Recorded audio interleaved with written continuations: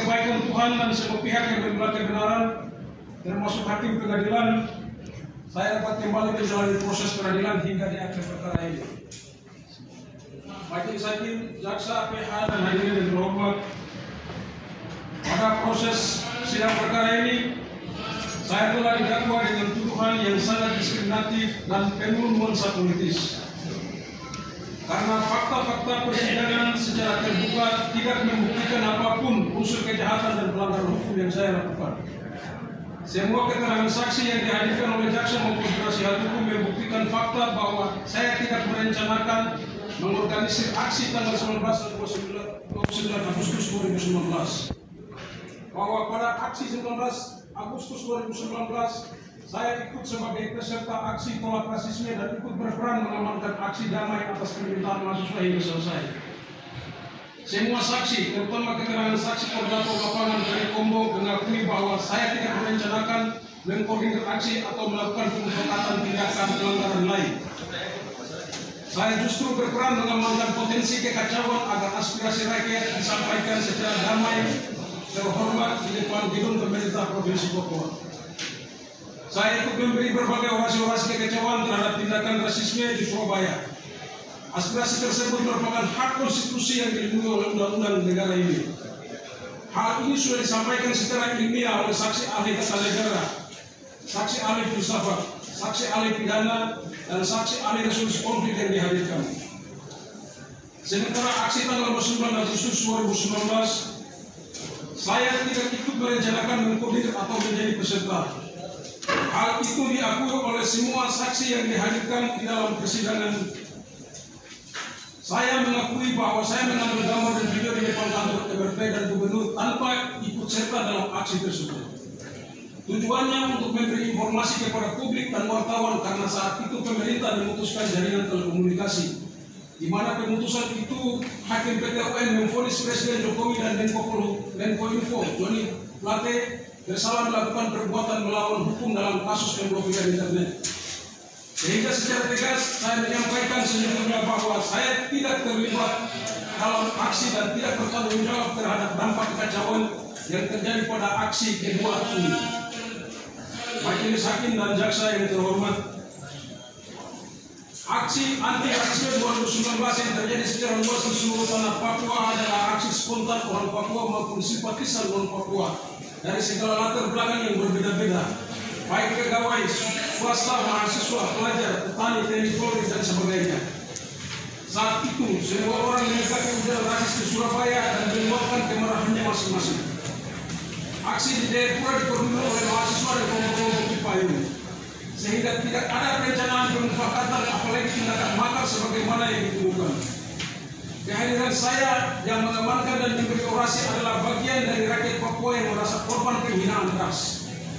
Sehingga saya menolak segala dakwaan dan tuduhan yang menghubungkan saya dengan latar belakang organisasi dan aktivitas lain yang tidak ada hubungan langsung dengan fakta-fakta aksi tolak rasisme saat itu. Materi orasi yang saya sampaikan sangat erat kaitannya dengan rasisme.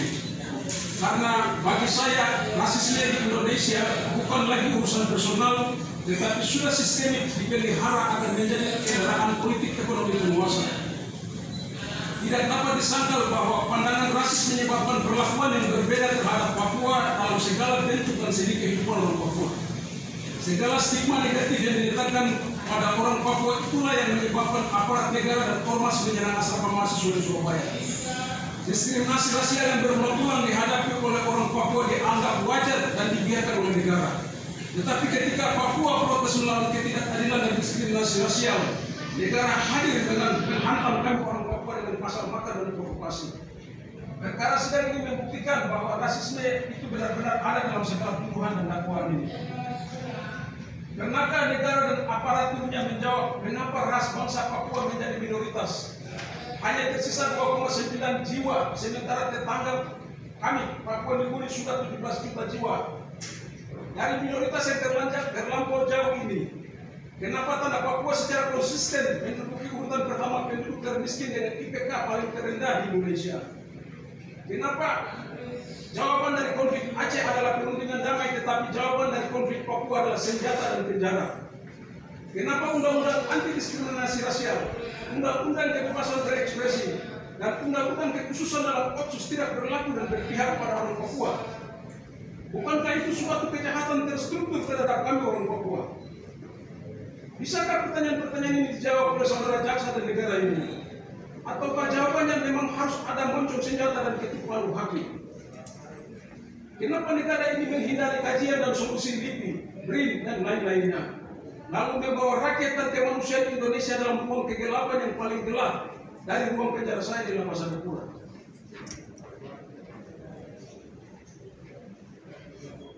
Majelis Hakim dan Jaksa yang berhormat, kehadiran saya pada aksi damai tolak rasisme tanggal 19 Agustus 2019 adalah untuk mempertanyakan semua itu. Saya tahu bahwa saya memiliki hak hukum untuk melawan segala bentuk rasisme. Negara ini memberi ruang belajar dan saya telah mempelajari konstitusi Semboyan dan Pancasila. Tetapi kenapa perjuangan saya demi kesetaraan, kemanusiaan, keadilan sosial dan kemerdekaan dipasung dengan senjata dan penjara? Saya percaya bahwa hak untuk bersuara dan berbicara adalah hak yang dijamin oleh konstitusi dan hak asasi manusia.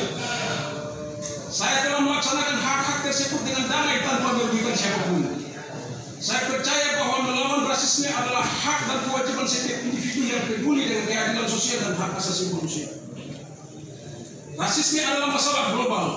Banyak negara di dunia menghadapi masalah rasisme dan diskriminasi yang serupa. Oleh karena itu, sebagai warga dunia, tindakan saya dan rakyat Papua juga harus dipandang dalam konteks global dan dianggap sebagai bagian dari gerakan sosial yang lebih besar untuk menghapuskan rasisme dan diskriminasi di seluruh dunia.